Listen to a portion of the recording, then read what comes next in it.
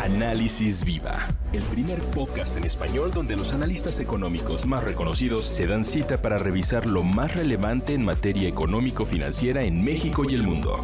Análisis Viva. ¿Qué tal? Bienvenidas, bienvenidos. Mi nombre es Salvador Leal, director de comunicación de la Bolsa Institucional de Valores, y les doy la bienvenida al podcast semanal Análisis Viva, un espacio que hemos construido de la mano de los especialistas más relevantes del sector económico y financiero durante los últimos 4 años.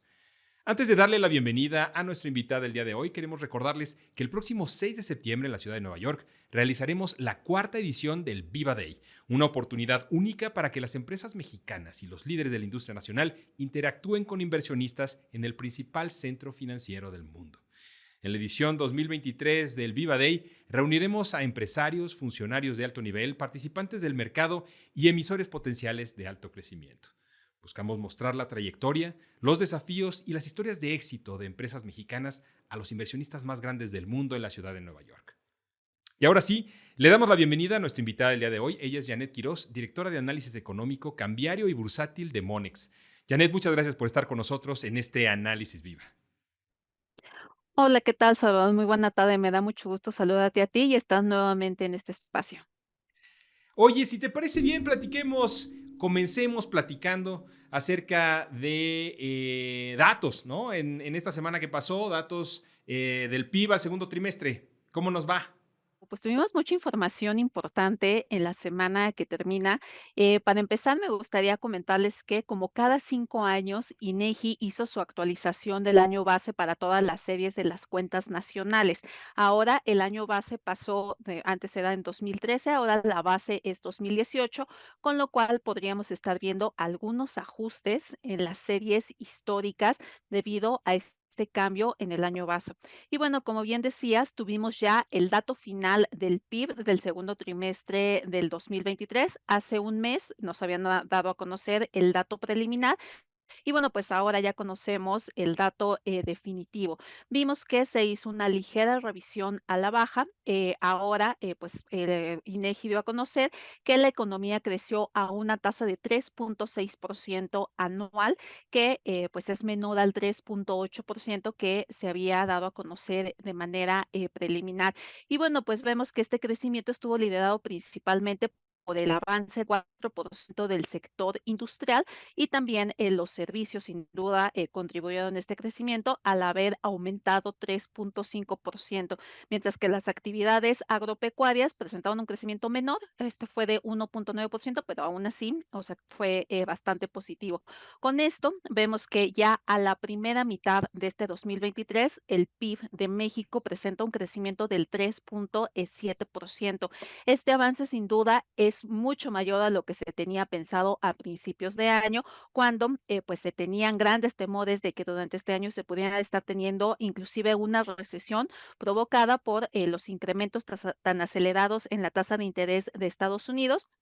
Y pues al tener este país enfrentar una desaceleración que podría inclusive, como decía, convertirse en una recesión, pues esto estaría en principio contagiando a la actividad económica de México. Como te comento, ahora vemos que este crecimiento pues es de 3.7%, lo cual pues me parece que ha elevado las probabilidades de que el crecimiento en México ya de todo el año se encuentre alrededor del 3% o inclusive de este 3%, ya que pues al menos el 50% de este dato pues ya lo conocemos y pues es bastante positivo. Ahora, con un poco más de detalle, viendo estas cifras del PIB que se publicaron ya de manera desagregada en los datos preliminares, habíamos tenido únicamente cifras agregadas de los grandes sectores, vemos que el crecimiento en comparación del segundo trimestre en comparación con el primero fue de 0.8%, con lo que pues ya vemos que se sumaron 7 trimestres consecutivos en los que tenemos un crecimiento, lo cual pues no se veía desde hace varios años. Y seguimos, en términos, secuenciales, también vimos, o sea, un comportamiento, pues, similar a lo que te comentaba en cuanto a las cifras, anuales. Vemos que, también, con este dato, se establece un tercer máximo histórico consecutivo, lo cual, pues, también, sin duda, pues, tuvo una nota, muy, positiva.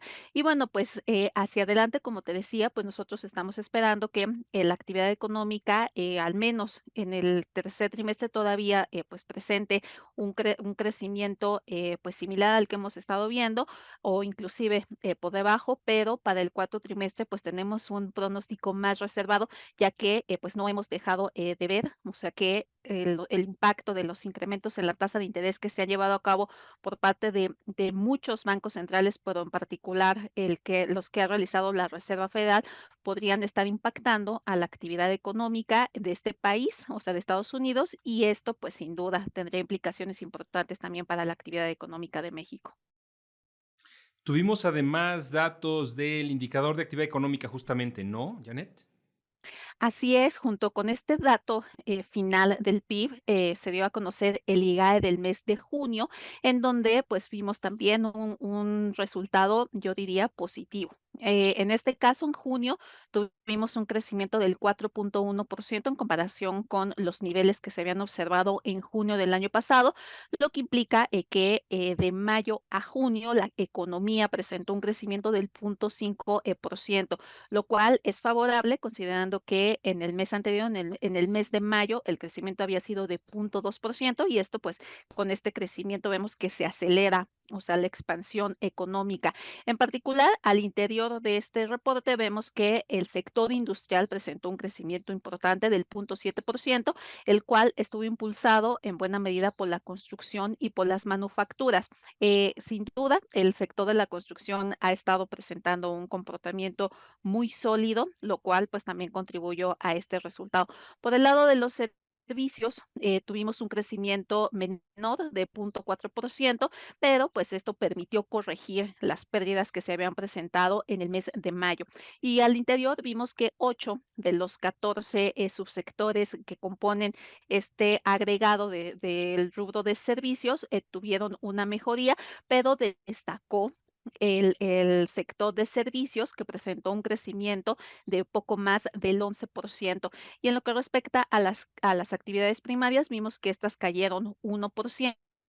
También, por un lado, consistente con mayores precios que vimos en algunos productos agrícolas, pero también me parece que afectada por los efectos que tuvo este fenómeno del niño en el sector, en donde las altas temperaturas que vivimos en el verano de este año, pues también provocó que tuviéramos tuviéramos sequías y que esto pues también afectara, o sea, la producción del sol.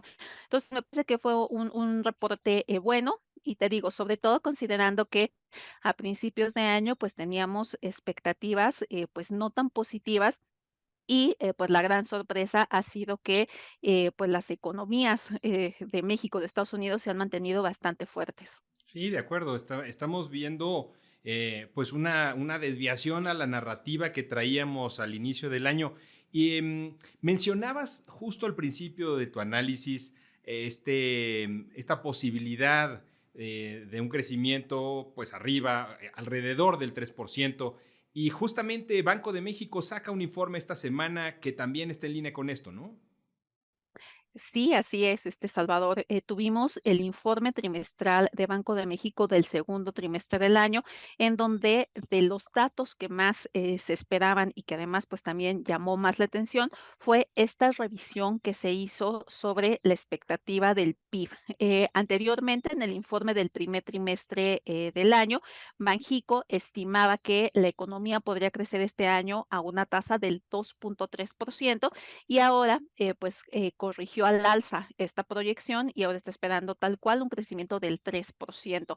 Ahora, la buena noticia, o sea, esto era más o menos esperado por los resultados que ya veníamos viendo, pero la buena noticia me parece que tiene que ver con la proyección para el próximo año, para el 2024, en donde también, o sea, hizo una revisión significativa.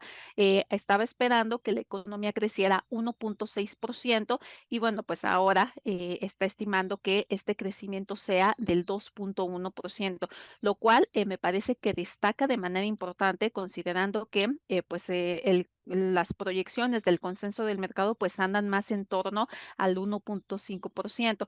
Y esto porque si bien hasta el momento todavía no hemos visto, o sea, los efectos de tener esta postura tan restrictiva en torno a la política monetaria mundial, me parece que pues es innegable, o sea, que el tener elevadas tasas de interés a los niveles que no se veían desde hace varios años, pues esto pudiera tener un impacto en la actividad económica. Ahora, como te digo, pues Banco de México señala en su informe trimestral que pues realmente parece ser que estará más bien concretándose este aterrizaje suave del que ha estado hablando la Reserva Federal, que estima que ocurra en lugar de una recesión. Al menos hasta el momento hemos observado que ese escenario es el que se ha materializado, pero bueno, aún así, o sea, no dejamos de ver que existen riesgos importantes y pues de ahí que a este momento me parece que pues esta revisión, sobre todo para el próximo año, pues parece un tanto positiva. Y finalmente hay un factor que en estos momentos también es muy importante debido a la coyuntura que tiene que ver con la balanza comercial. Así es, tuvimos también en la semana el reporte mensual del mes de julio, en donde, pues yo te diría que tuvimos más bien un comportamiento, un reporte mixto. O sea, por un lado, tuvimos un crecimiento muy significativo de las exportaciones automotrices, pero por otro lado, tuvimos caídas de prácticamente todo el resto de los rubros. Por ejemplo, o sea, las exportaciones petroleras presentaron una caída del 28.5% en términos anuales. También las exportaciones agropecuarias cayeron a una tasa del 6%. Las manufacturas no automotrices cayeron 5.2%. O sea, te digo, esto por el lado negativo. Por el lado positivo, como te decía, vimos que las exportaciones automotrices crecieron casi 36%. De hecho, pues este fue el motor que permitió que las exportaciones totales crecieran a una tasa del 2.9% en este mes de julio. Este es de los primeros datos que estamos viendo ya del segundo semestre del año y bueno, pues como te lo comento, pues vemos que todavía, o sea, está presentando pues cifras en todo caso positivas. Vemos que dentro de los factores que afectaron, por ejemplo, las exportaciones petroleras, tiene que ver básicamente con pues una reducción en términos anuales de los precios del petróleo. En 2022 estos estuvieron presionados tras la invasión de Rusia a Ucrania que provocó sanciones contra sanciones y pues los precios repuntaran. Ahora, este año tenemos un comportamiento más normalizado que hacia adelante me parece que esta base de comparación tan alta en los precios que ha jugado en contra, o sea, de las exportaciones petroleras se irá suavizando y yo creo que pudiéramos estar viendo pues cierta corrección. Ahora, en lo que respecta a las agropecuarias que te decía que cayeron a una tasa del 6%, pues también lo mismo que te comentaba hace un momento, o sea, durante el periodo, pues estas se vieron afectadas, o sea, también por precios más elevados, o sea, en comparación anual, pero también, o sea, vemos que empezaban a verse afectadas sobre todo el mes de junio, por las elevadas temperaturas que se presentaron este año. Y bueno, pues en cuanto a las automotrices, como te decía, presentaron un crecimiento bastante importante que no fue de una sola vez. O sea, realmente el sector ha presentado un crecimiento sostenido en estos primeros 7 meses del año, de tal manera que presenta una expansión del 17%.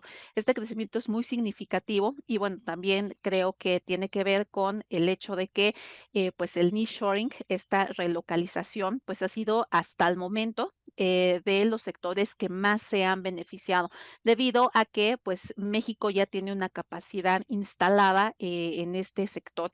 Ya existen cadenas de producción, proveedores, gente especializada y pues de ahí, o sea que pues el hecho de que se estén dando estas estrategias de acercar más los centros de producción a los centros de consumo, pues ha sido pues uno de los factores que ha provocado este resultado, pero además también, o sea, digamos, las implicaciones del TEMEC, debido a que pues en la última revisión, pues se establecieron cuotas mínimas de producción que no habíamos visto del todo debido a la pandemia, a estos cierres que se provocaron, a que hubo escasez de algunos bienes intermedios para manufacturar un auto y de ahí, o sea que hasta este momento yo creo que es cuando ya estamos empezando a ver, o sea, pues esto, el impacto de estas normas que se establecieron en el TEMEC. De ahí que, como te digo, pues realmente, pues es un sector que se ha visto muy favorecido por estos dos factores y pues que ha permitido jalar al resto de las exportaciones y permitir que se tuviera este crecimiento del 2.9% en el mes de julio. Este efecto que estás hablando en términos de la balanza comercial, ¿no le estás viendo nada relacionado con tipo de cambio? Pues realmente me parece que puede también tener una afectación el hecho de que hayan caído el resto de las exportaciones. Como te comentaba, o sea, en general, o sea, vemos que casi todos los rubros cayeron y bueno, pues es innegable, o sea, que el que tengamos una apreciación del tipo de cambio cercana al 14% implica que pues lo que estamos vendiéndoles al exterior, a Estados Unidos, que es nuestro principal socio comercial y a quien le vendemos más del 80% de lo que exportamos, pues han tenido un incremento del 14%, ¿no? O sea, meramente por el efecto cambiario.